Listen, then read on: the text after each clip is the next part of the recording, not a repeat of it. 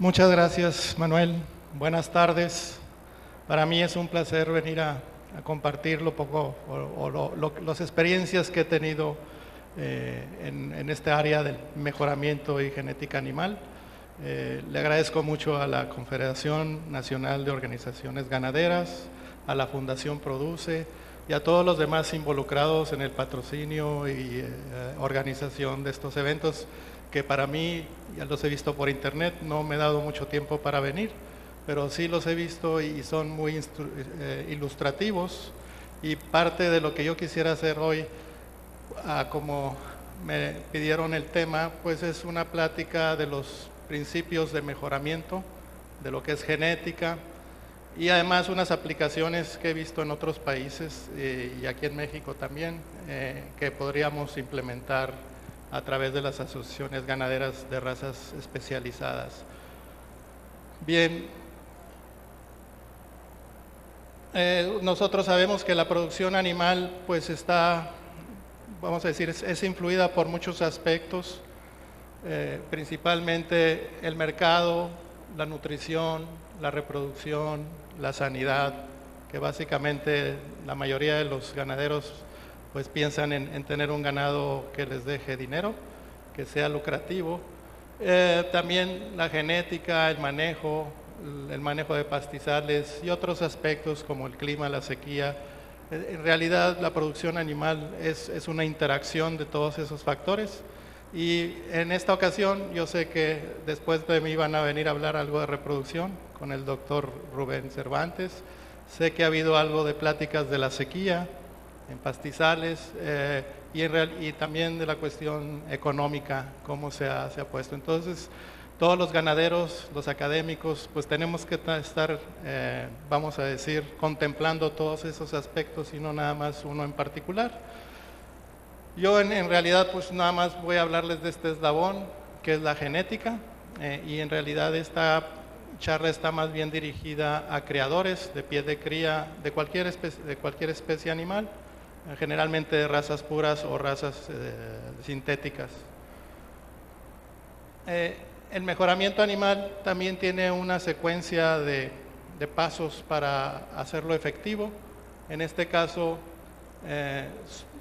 hemos con el paso del tiempo diseñado un sistema de mejoramiento que le llamamos mejoramiento animal integrado, empezando con decidir qué características debemos de mejorar. Le llamamos objetivos de selección, que generalmente están ligados al mercado de las características. De esas características vemos cuáles son las que podemos medir físicamente en el animal, le llamamos el criterio de selección, y con los registros genealógicos y productivos de esas características y los animales podemos hacer estimaciones de parámetros genéticos, algunos estadísticos, con ellos estimar los valores genéticos de los animales, comúnmente llamados diferencias esperadas en la progenie, o DEPS, y posteriormente hay intercambio muchas veces entre las ganaderías, o se compra semen por fuera o algún embrión. Entonces la estructura de poblaciones también tiene que ver. Una vez que sabemos cuáles son los mejores animales genéticamente, pues entran las técnicas reproductivas para saberlos diseminar, los mejores. Y por último, designar qué machos a qué hembras vamos a parear. A eso le llamamos selección y apareamiento. En Australia tuve la suerte de iniciar un proyecto que se llamó Manejo Total de Recursos Genéticos, que en un ratito les voy a platicar, y principalmente se hacían evaluaciones económicas o un estudio de mercado de las diferentes ganaderías. Por supuesto, en Australia tienen exportación, como aquí, ganado para cuestiones domésticas, mayormente para exportación, y en base a eso podíamos determinar entonces, con los registros, nosotros usamos un programa muy popular que se llama AS-REML, que es para estimar los parámetros genéticos, y ese programa también nos brindan lo que son los valores genéticos de los animales, y posteriormente pues viene ya la estructura de las poblaciones, y con eso desarrollamos también una aplicación que nos guía para utilizar todas estas todos estos componentes del mejoramiento animal que lo hemos bautizado como mejoramiento animal integrado. Ya tenemos una aplicación de esto en cabras, que parte de eso les voy a mostrar hoy, pero también se puede hacer en bovinos de carne o en ovinos o en otras especies. En cierta manera, el fenotipo o lo físico que vemos del animal, pues tiene dos partes para nosotros.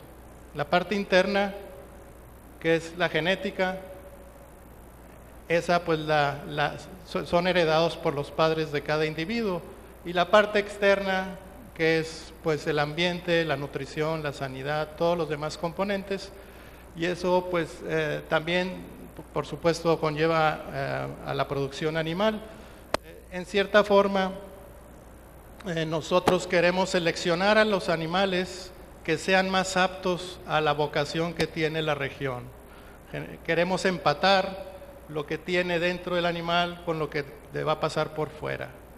Es tan simple como eso, la tarea de un genetista, identificar qué animales son más aptos para la región donde están ellos produciendo.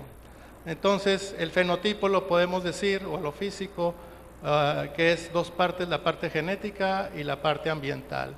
Nuestra tarea pues es muy sencilla, quitarle la parte ambiental y que nos ver a los animales desde el punto de vista nada más genético.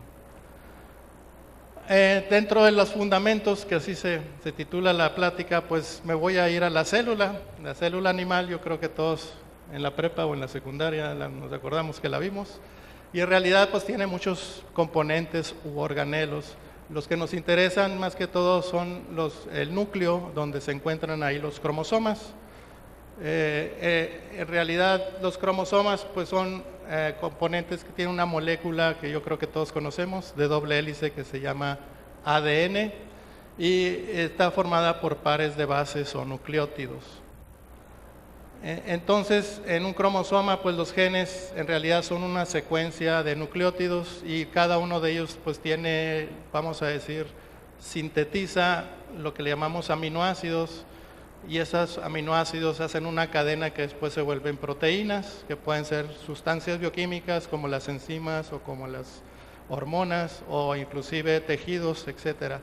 Entonces, eso es lo que llamaríamos un gen. Los bovinos pues tienen 30 pares de cromosomas. En cierta manera, cada uno de ellos, si es un bovino normal, como también en humanos, pues uno viene de nuestro padre o del padre y otro viene de la madre, uno del macho y uno de la hembra. Entonces, biológicamente, pues se alinean, se intercambian material cuando sucede la reproducción de esas células, y de ahí después se separan a formar los gametos o lo que las células reproductivas. En el caso de los ovinos, tiene 27 pares. Recuerden que son 26 que les llamamos cromosomas autosomales. A veces se me cuelan términos de la genética, discúlpenme. Y los dos sexuales, el X y el Y. Igual el caprino tiene también 30 pares de cromosomas. En estos cromosomas está toda la información que se requiere para que los animales puedan funcionar a nivel ambiental. Bien, el modelo reproductivo, como les decía, todos los individuos que son normales tienen un cromosoma del padre y otro de la madre, y lo que tienen ahí como gen le llamamos a veces alelo o alternativo, y esa es una forma de gen. El arreglo que tienen le llamamos genotipo, y el genotipo puede ser, si es del mismo tipo, es homocigote; si es de diferente tipo, heterocigote. Y el modelo reproductivo en animales mayores es del estado de tener completa la carga de cromosomas, que le llamamos diploide.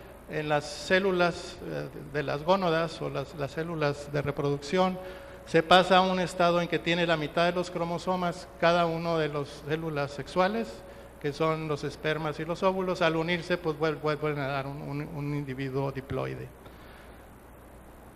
Bien, nomás hablando un poquito de los principios de la genética. En realidad, ustedes son testigos que, por ejemplo, si tenemos animales Angus, cruzado un toro rojo con una vaca, perdón, un toro negro con una vaca roja, se obtienen todos los individuos negros, porque en este caso el gen negro es dominante, y pero sin embargo todos los hijos le llamamos que vienen siendo heterocigotes o portadores. En este caso tendríamos una proporción fenotípica de 1 a 0 negro rojo y una proporción genotípica nada más todos heterocigotes de 0, 1, 0.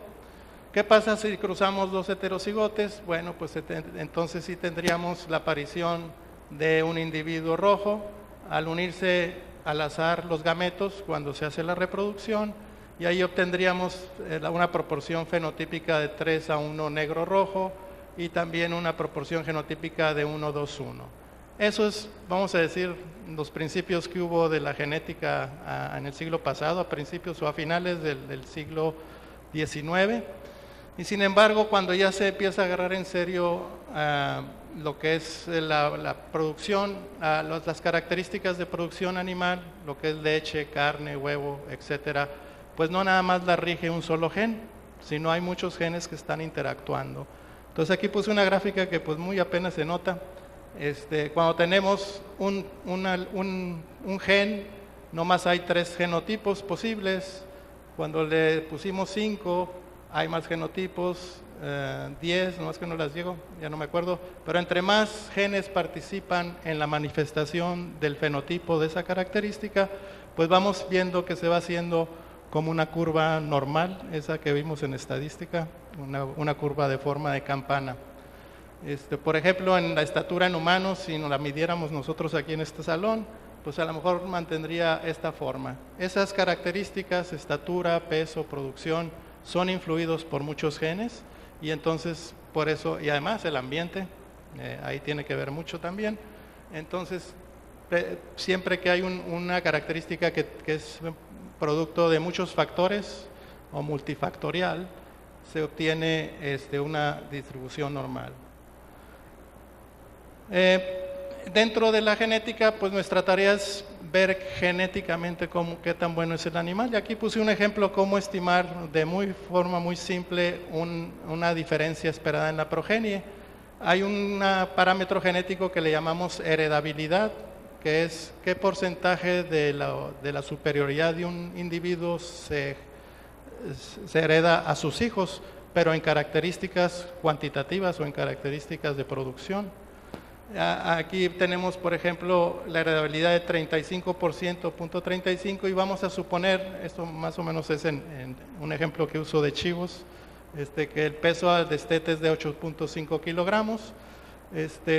Y sin embargo, si por ejemplo tenemos un semental que pesó 11 kilogramos, un poquito más de la media, podríamos estimar en base a la heredabilidad su valor genético o su DEB, que en este caso pues es en realidad multiplicar la heredabilidad por el peso, por la diferencia entre el peso y la media de la población.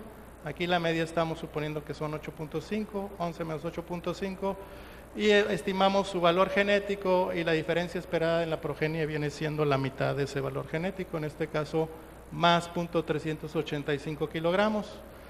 Si ese semental lo apareamos con hembras tomadas al azar, pues no se ven ahí los puntillos blancos, pero de todas partes, entonces esperaríamos que las hembras pues tuvieran en promedio 8.5 de peso, ya apareadas, y entonces podríamos predecir la progenie que va a tener una diferencia de 0.385 kilogramos, o sea, de la media sumarle 335 kilogramos, en este caso serían 8 kilos 885 kilogramos.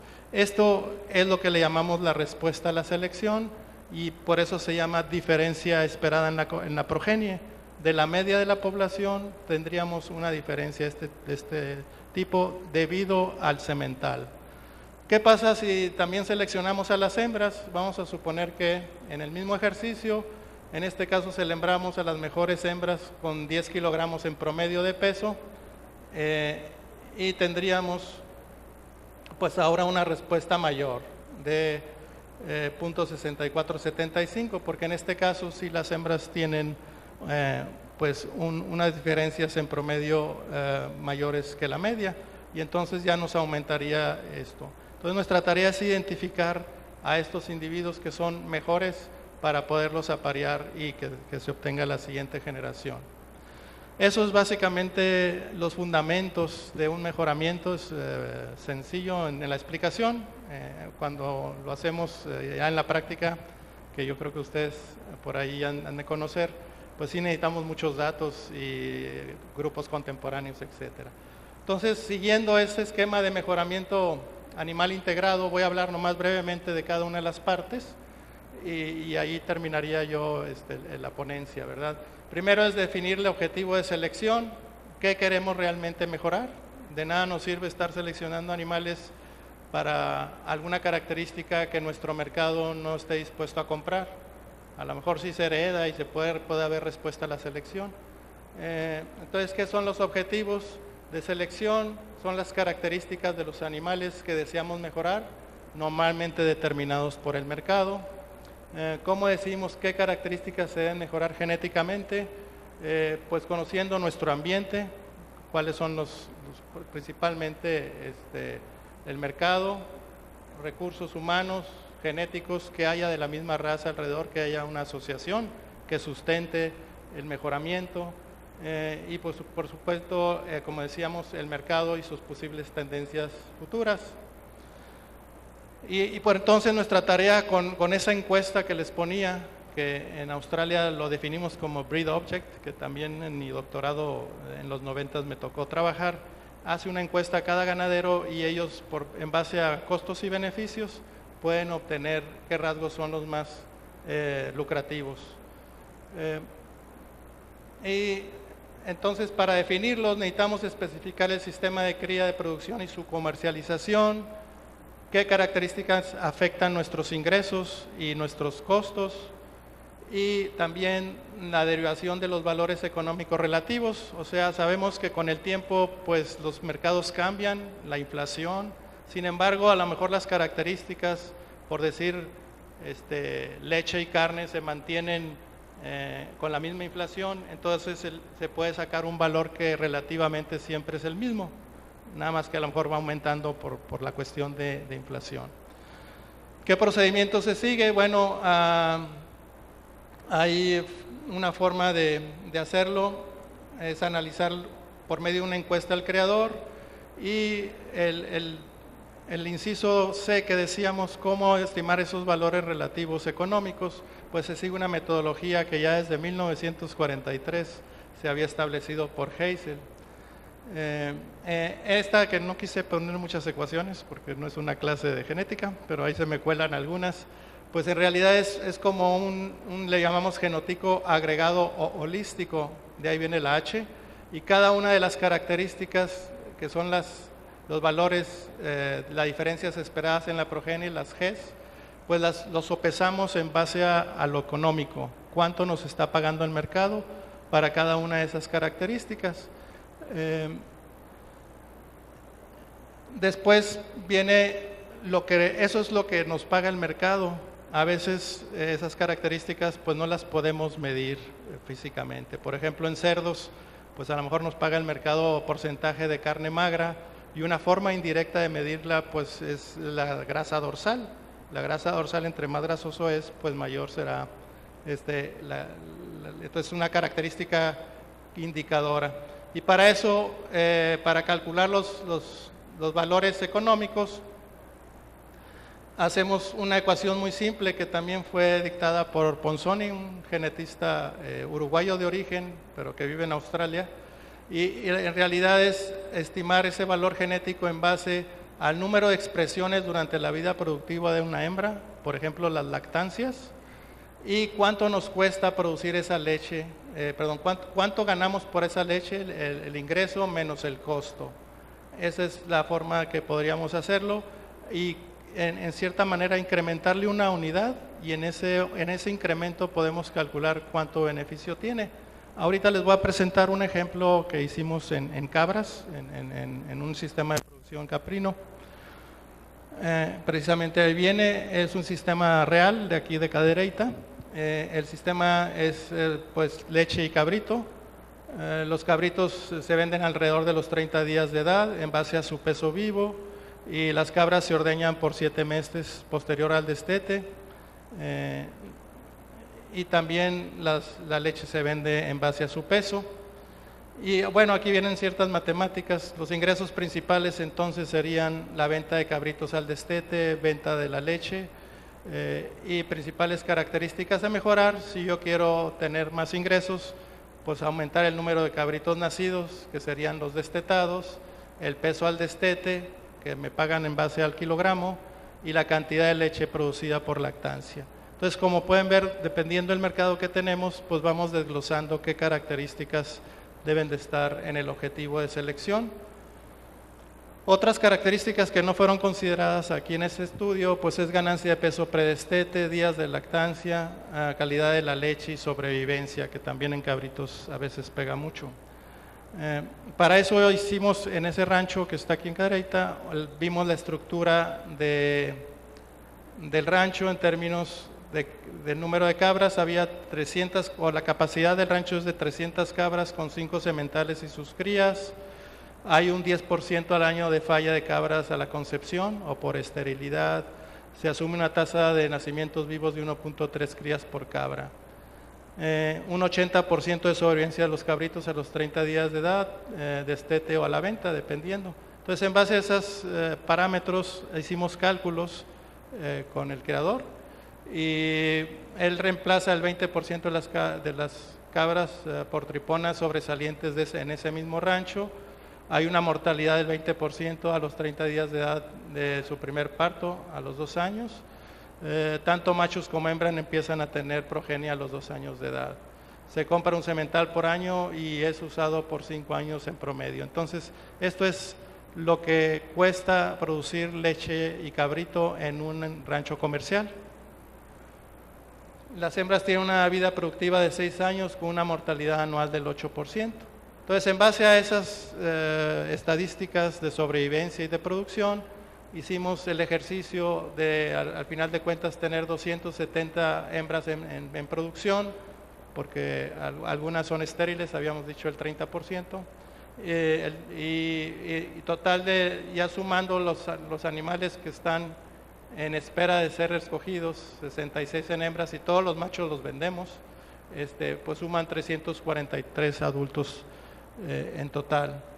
Y entonces pudimos calcular los beneficios, cuánto ganamos de dinero en este caso. Por ejemplo, cabritos a los de 30 días de edad, teníamos 214 a la venta, nos pagan por el peso vivo, el peso promedio es 8.5 y nos pagan por cada kilo 35.30 centavos.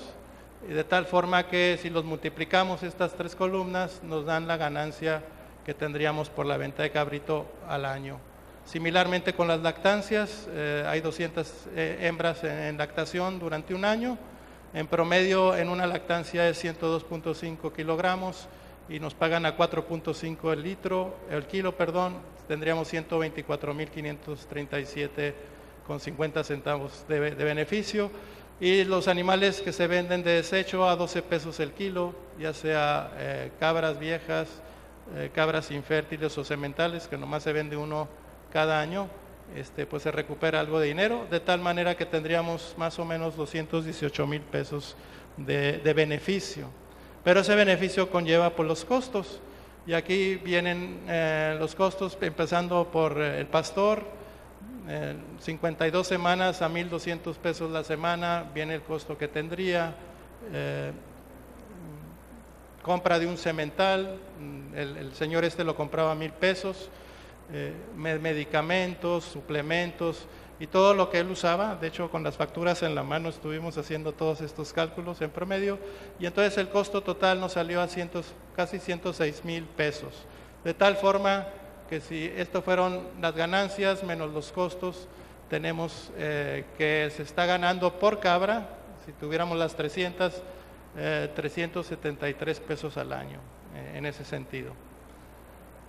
por cabra adulta. ¿Cómo calculamos los valores económicos? Pues incrementamos 100 gramos, por ejemplo, el tamaño, es el promedio de cabritos nacidos de 1.3 a 1.4. También aumentamos la producción de leche si produjéramos por la genética de 0.5 kilogramos al día a 0.6.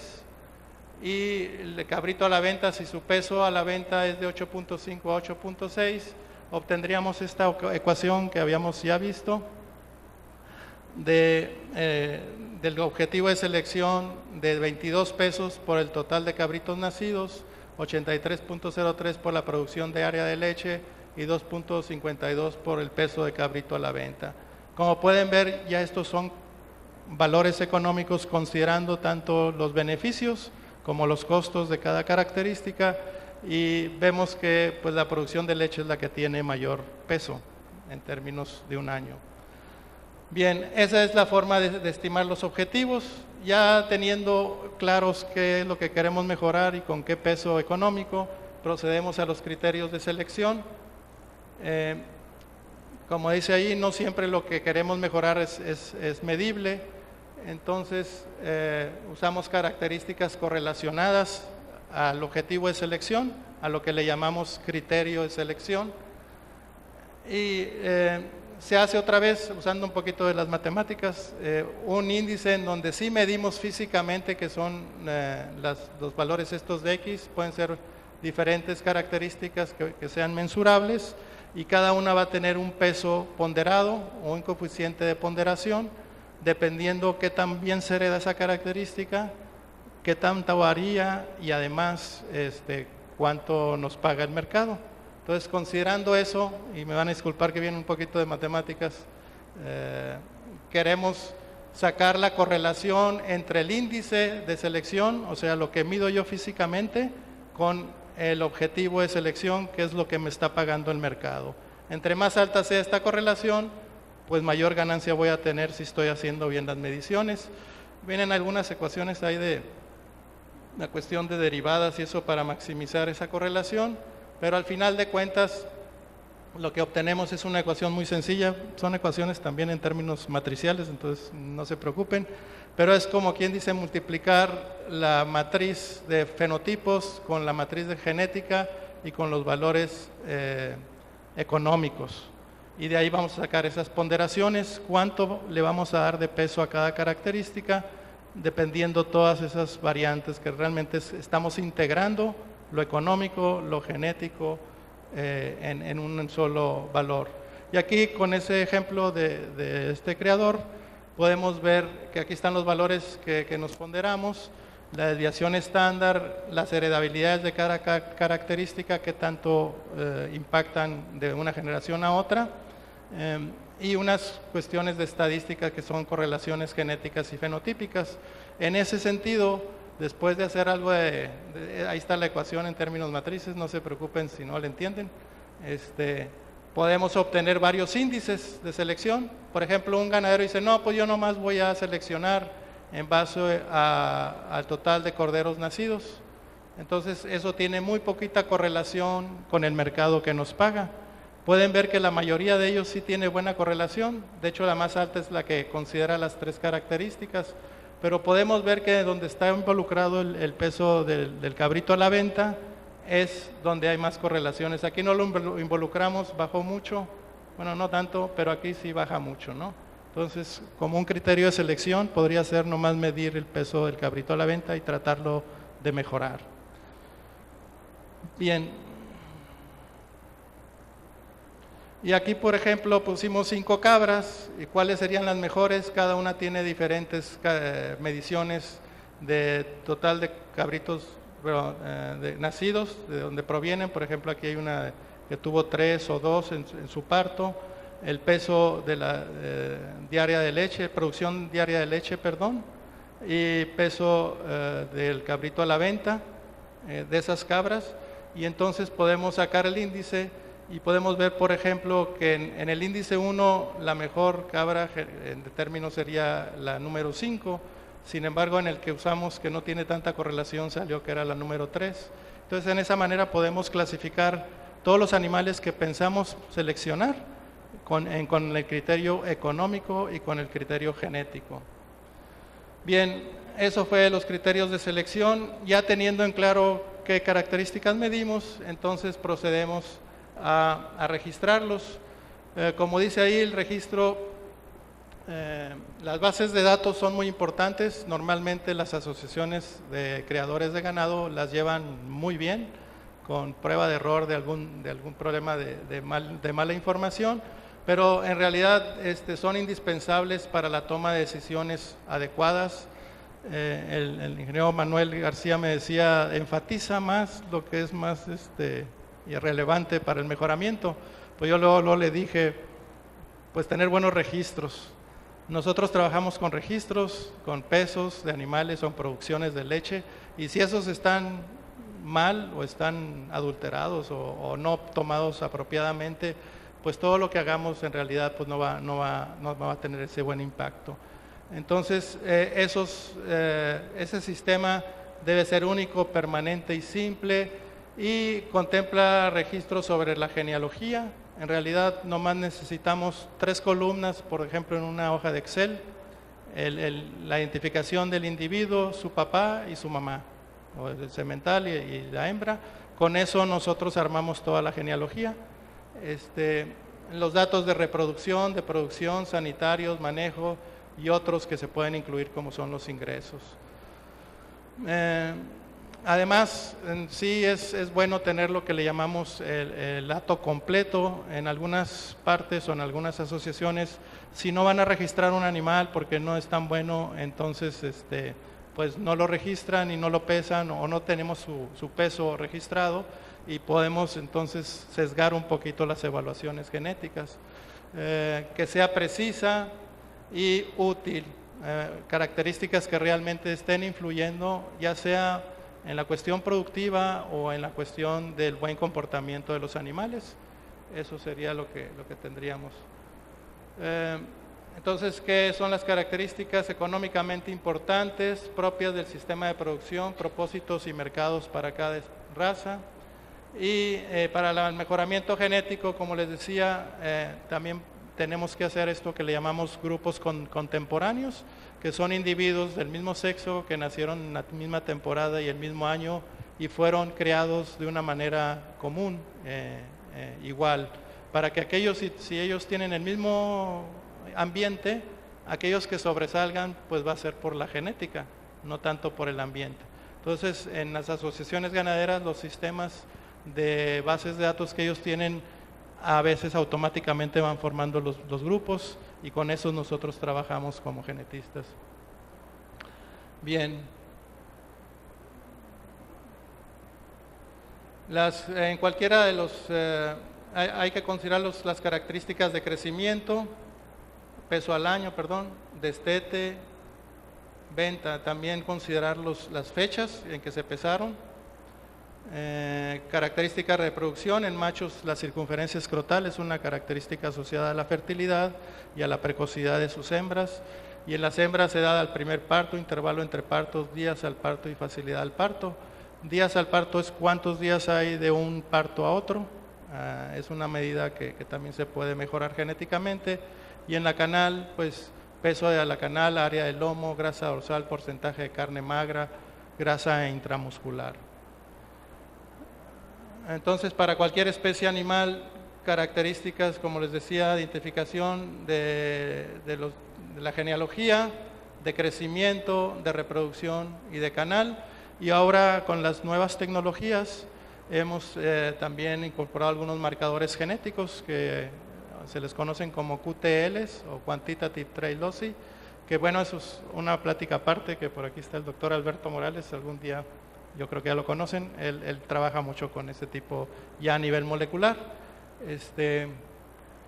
Bien, eso serían los registros. Después venimos a la estimación de parámetros. En realidad usamos algunas aplicaciones computacionales. Hay varios de diferentes orígenes, y lo que estiman son las medias, los promedios, varianzas, heredabilidades, que es el tema que les decía, repetibilidad, correlaciones entre las características en el mismo individuo, para poder hacer una selección múltiple de caracteres, detección de genes mayores influyendo las características productivas, que es los que le llamamos QTLs. Ya cuando tenemos eso, pues podemos estimar el valor genético. Me voy un poquito rápido con estas porque en cierta forma vienen un poquito de matemáticas. Lo que normalmente llamamos diferencia esperada en la progenie, en otras especies como en cabras le llaman habilidades de transmisión predicha, en ganado lechero también, pero en realidad para nosotros es el mismo estadístico, lo estimamos con la misma metodología. Pero por razones de regionalismo se han dado diferentes nombres. Ya lo vimos esta forma de estimarlo, no lo voy a repetir, pero se estiman, este es en base muy simple, pero en realidad lo que hacemos es tomar toda la genealogía, que creo que por aquí les puse una genealogía real, lo que es la heredabilidad, proporción de la superioridad o bien inferioridad de un progenitor que se transmite a su progenie, cuánto del peso que tiene se va a transmitir a su progenie, o de la producción de leche en caso de las vacas se va a producir. Hay varias formas de estimarla. Bueno, la forma matemática es dividir la varianza genética sobre la varianza fenotípica, pero no vamos a hablar mucho de eso. Pero hay técnicas estadísticas como regresiones o análisis de covarianza entre medios hermanos que generalmente usamos para saber cuánto se está heredando de cada característica. Podemos ver que las estimaciones de heredabilidad pues varían principalmente por característica. Aquí tenemos, por ejemplo, en bovinos de carne, peso al destete un 30%, ganancia post-destete 45%, peso al año 40%, que para nosotros los genetistas algo arriba de 40 de herencia es alto, ¿ok? Fíjense bien, si el 40% es heredable, quiere decir que el 60% lo influye el ambiente. Entonces, características de fertilidad, como susceptibilidad a la mastitis o de enfermedades, tiene un 10%, servicios por concepción un 5%, o sea, el 95% de esa característica más bien es ambiental que genética. Sí hay genética ahí, pero es muy sensible al ambiente. Todo lo que es sobrevivencia, fertilidad, rusticidad. Y más o menos siguen el mismo patrón, que aquí se los puse más por crecimiento. Tienen, los pesos al nacer baja la heredabilidad, estas todas más o menos intermedias, lo que son los pesos de los animales en el desarrollo. Las características de reproducción, como les digo, muy bajas en heredabilidad, sensibles, y las características de la canal, esas sí tienden a ser más consistentes genéticamente, arriba de un 40%. Para eso usamos pues técnicas estadísticas que le llamamos el modelo animal, que es una técnica pues que se oye medio raro, mejor predictor lineal insesgado. Bueno, pues son términos matemáticos, le llaman también BLUP en inglés, y esa técnica ya desde 1949 estaba dispuesta para usarse, pero en aquel entonces no había tan buen desarrollo de los sistemas de cómputo. Hoy en día ya se usan desde los 70, ¿no? Y el modelo mixto, que aquí me voy a saltar, en realidad son matemáticas, un modelo de regresión, donde se estiman los valores ambientales o los efectos ambientales y los efectos genéticos, y siempre por supuesto hay un residuo ahí que no se puede estimar. Las matemáticas de eso pues son también matrices, y por aquí pusimos un ejemplo que generalmente lo imprimimos en el sumario de sementales de la asociación Beefmaster, ahí siempre sale. Ellos me pidieron que les explicara más o menos un ejemplo simple, y es el caso de que pues, el único efecto es el empadre, que son diferentes épocas. Entonces hay un efecto ambiental del empadre, y así hicimos una genealogía ahí pequeña con los pesos simulados de los animales, y en base a esos pesos podemos estimar, y esta genealogía podemos estimar, bueno, esa es una matriz de parentescos, cuántos se parecen los animales, sé que ni se lee, pero ahí está la genealogía. Entonces esa matriz nos dice, pues un padre se parece a su hijo, o un hijo más bien se parece a su padre el 50%, ¿no? Y un nieto pues el 25%, y así sucesivamente, pero cuando hay genealogías muy conectadas, hay formas de estimarlos. Y al final de cuentas se obtienen los valores genéticos predichos. En este caso, el ejercicio que hago con mis alumnos en la escuela y con los sumarios de sementales, pues también anoto el verdadero valor, porque hacemos una simulación. Entonces yo así conozco cuál es el verdadero valor genético y lo comparamos con el que usamos con estas ecuaciones. Generalmente sí tienen muy buenas correlaciones, y además sale cuánta consanguinidad o endogamia tienen los animales, que es una forma de ver el parentesco que tienen. Y pues últimamente pues podemos incorporar el uso de marcadores genéticos, y en cierta manera, antiguamente vamos a decir que veíamos una población, por decir el peso al destete, que es esta curva roja, pues los veíamos a todos igual. Con el descubrimiento que algunos genes impactan mayormente a esta característica, que es un marcador genético, y checamos su estado, por ejemplo, cuando está en estado, ¿se acuerdan del homocigote? Homocigote dominante, todos los animales que tienen ese gen en este estado, pues son en promedio mejores, si decimos que de menor a mayor la producción, mejores que el resto. Los que tengan la doble Q minúscula son no tan buenos. Entonces, si yo sé esta información, pues voy a procurar estar utilizando animales que desde que nacen, inclusive, ya sabemos si tienen o no ese marcador genético. Y es la ventaja que hemos tenido de la biotecnología, cada vez más la estamos incrementando. Y aquí cuando hay dominancia se puede ver que hay una curva bimodal o con dos picos. Se sospecha mucho cuando tenemos esta situación de que hay marcadores genéticos con dominancia en ese ganadería. Y en el mercado, aunque estos son filminas medias viejitas, pues ya existen kits del ADN para identificar si tienen estos marcadores. Esto es para la cuestión de marmoleo, en ese entonces había 7 marcadores para dureza de la carne ¿cómo se dice? Ternura, ¿verdad? También hay muchos marcadores, seguramente ya ahorita hay eficiencia de conversión alimenticia.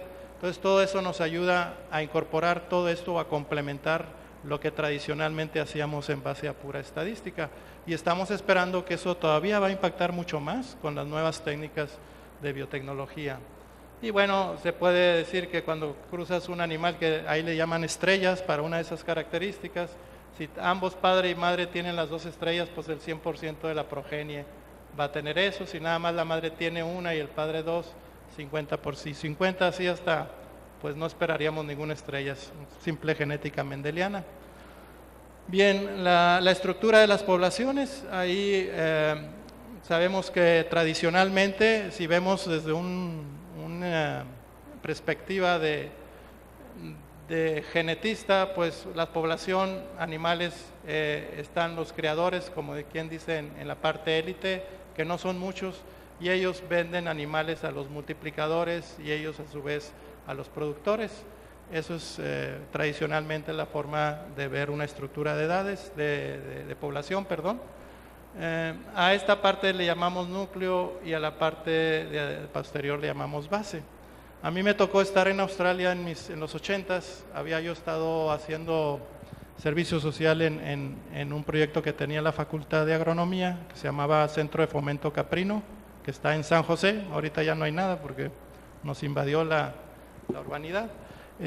Y teníamos un sistema en que sí prestábamos, que más o menos era un sistema de este tipo, que el sistema abierto, que de hecho en esos años en Australia y en Nueva Zelanda y en Sudáfrica y en muchos países, inclusive Argentina, Uruguay, donde sobre todo tenían borregos, usaban que las mejores hembras de los animales en capas inferiores podían llegar a ser productores de sementales, de tal manera que estos animales ya se habían, como quien dice, enfrentado al ambiente más comercial. ¿Y qué ventajas tuvo esto? A mí me tocó hacerlo con mosquitas de la fruta que se llaman Drosophila melanogaster, por ahí en biología la oyeron a lo mejor. Y pudimos constatar biológicamente que las ventajas del núcleo abierto es que primero pues hay genes fluyendo en todos los niveles, por lo tanto se incrementa la variabilidad. Si hay un 15% de pendiente, si vemos una curva, la pendiente va más rápida de mejoramiento que la tradicional. Y como se usan muchos animales, pues la probabilidad de que tengamos hijos de animales emparentados es más baja, y habría un 50% menos de endogamia, que es lo que le llamamos consanguinidad. Claro que las desventajas es que puede haber lugares en que el ambiente es muy diferente de donde vienen los sementales y no se manifiesta la superioridad de esos animales. Y la peor de las desventajas es que pues, puede haber mucha transmisión de enfermedades cuando se están usando sementales. Esto sobre todo en borregas y en cabras, que todavía se usa mucho la monta natural. Con la inseminación artificial, pues a lo mejor esto no pasaría tanto. Y también otra forma de hacer mejoramiento a través de rebaños es esto que le llamamos esquema de sementales de referencia, en el cual usamos un semental en varios de las ganaderías. Más que todo eso se usa para realmente comparar qué tan buen nivel genético tiene cada rancho. En algunas ocasiones se usan, hay por supuesto alguna resistencia, porque generalmente los ganaderos dicen mi rancho es el mejor genéticamente, pero con este sistema podríamos hacer una evaluación. Los pasos para hacerlo es selección del grupo de sementales de referencia para miembros de ese esquema. Se usan de 2 o 3 sementales, ya sea por inseminación artificial o monta natural, y en cada rancho se prueban esos sementales de tal forma que, bueno, se registra ya el comportamiento, de tal forma que si las hembras de un lugar son mejores genéticamente y tienen el mismo semental que tuvo otro hato, pues ahí se va a ver la diferencia. Los hijos de ellos pues se van a ver beneficiados más bien por la genética de las hembras, porque los sementales son los mismos. Aquí puse un ejercicio,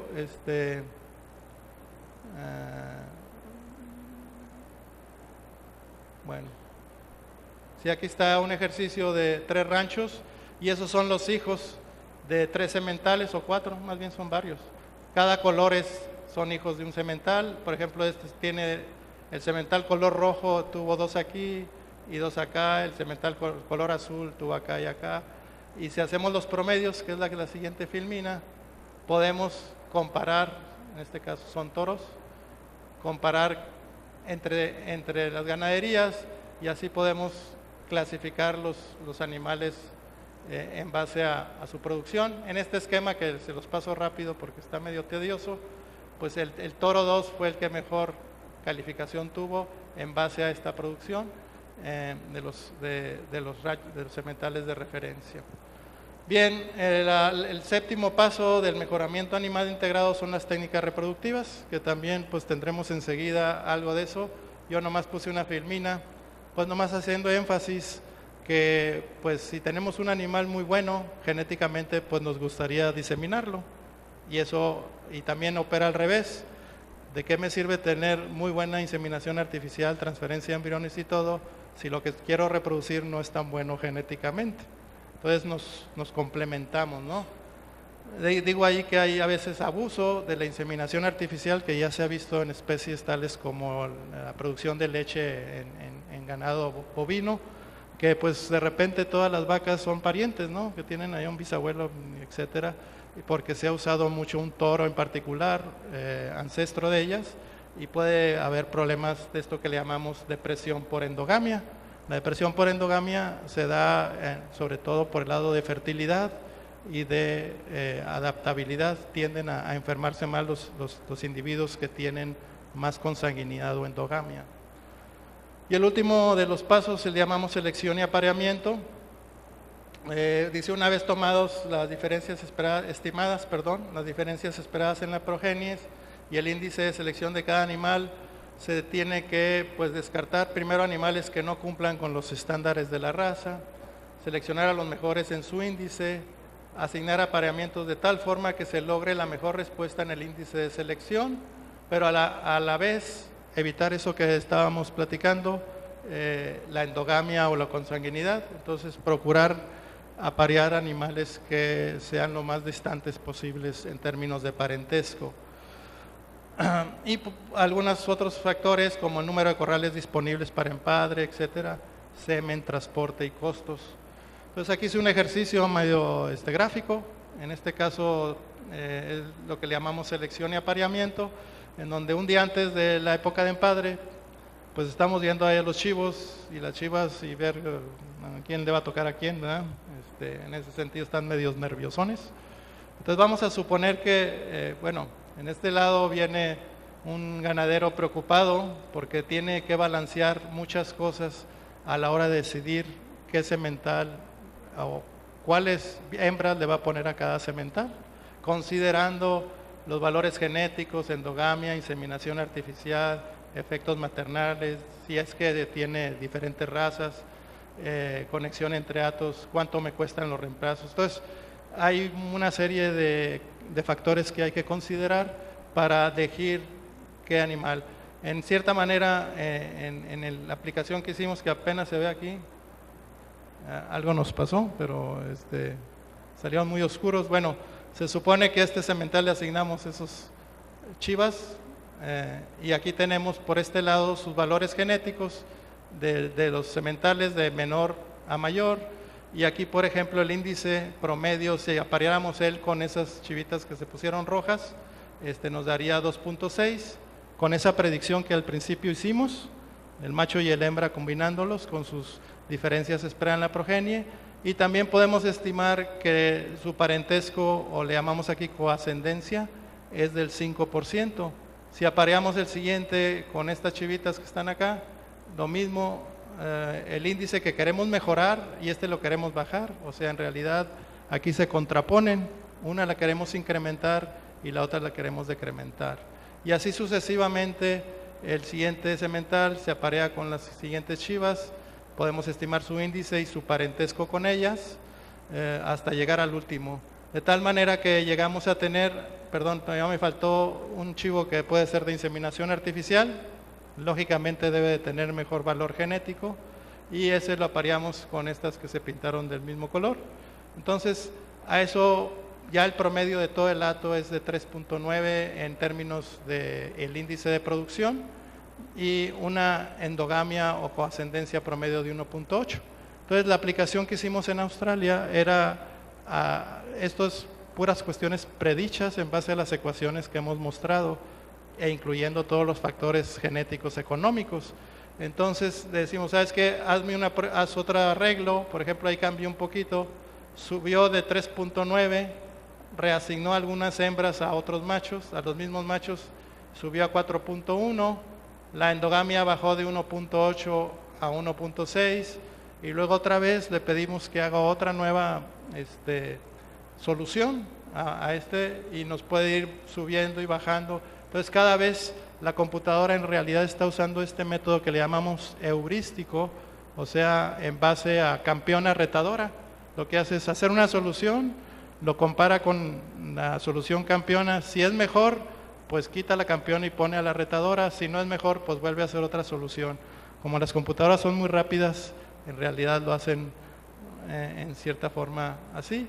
Entonces, cuando estuve trabajando en mi postdoctorado en Australia, estaba yo de operador, pedíamos las bases de datos y teníamos el programa de mejoramiento animal integrado, que allá le llaman manejo total de recursos genéticos, y el centro de control, que ahorita lo vamos a ver.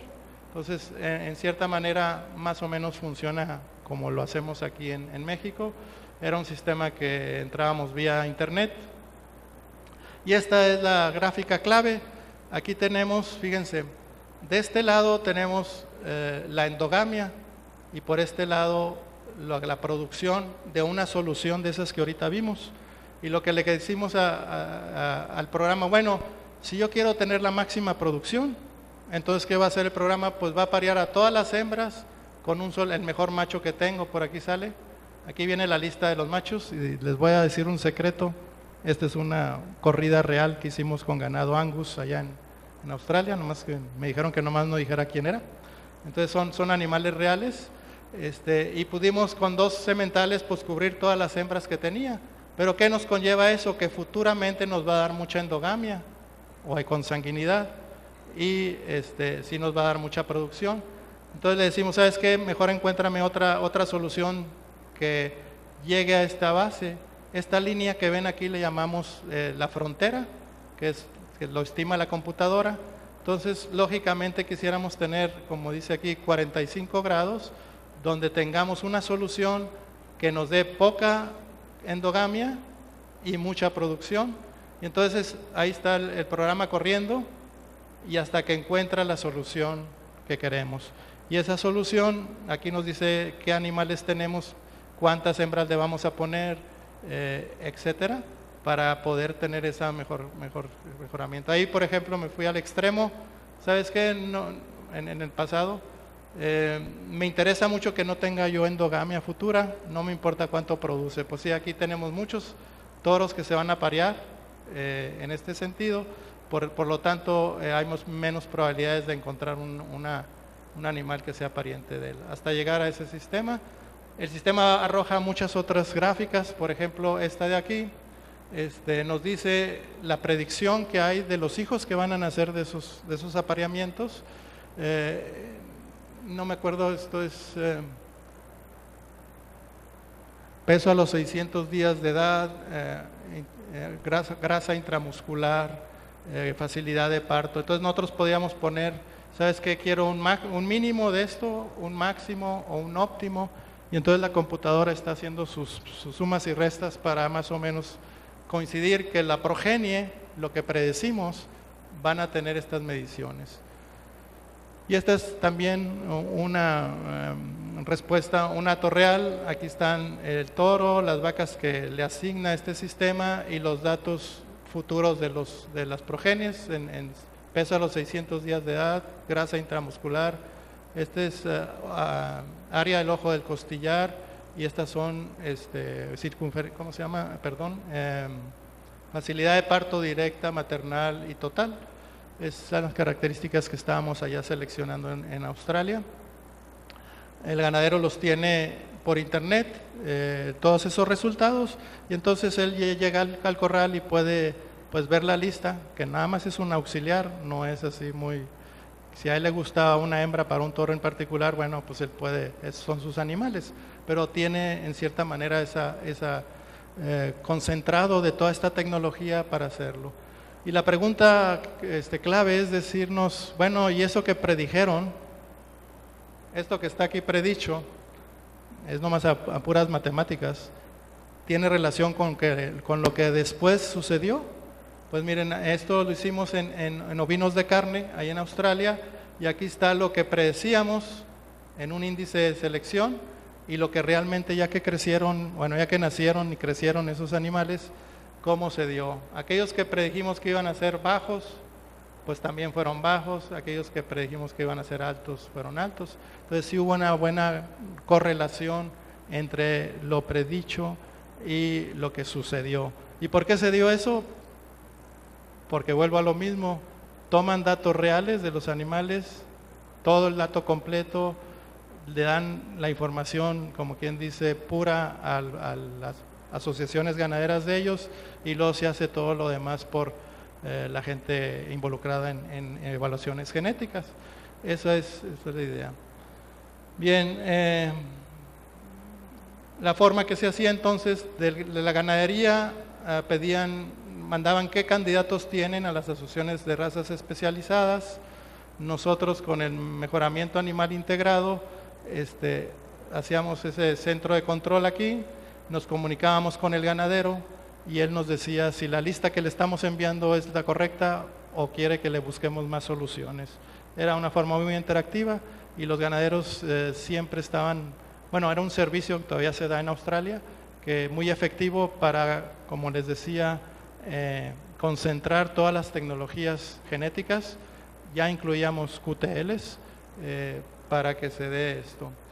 Bien, por último quería yo pues recomendarles, aunque puse alguna bibliografía por ahí, pero sí en esta página que muy apenas se ve del CONARGEN, ahí se encuentran publicaciones que se hicieron en el 2010 Como mencionaba Manuel, a mí me tocó participar en la guía técnica de ganado de carne y en la de ovinos.